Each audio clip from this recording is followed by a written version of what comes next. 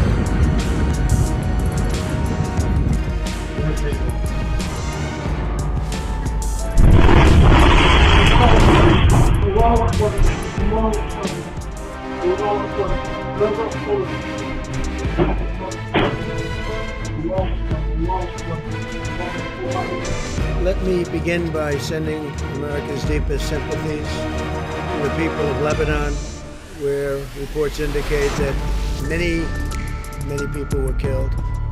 Hundreds more were very badly wounded in a large explosion in Beirut.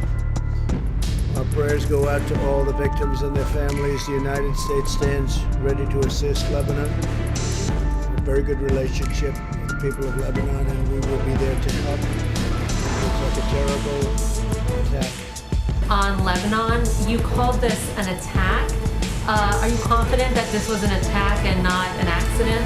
Well, it seemed like it based on the explosion. I met with some of our great generals, and they just seemed to feel that this was not some kind of a manufacturing explosion type of event. This was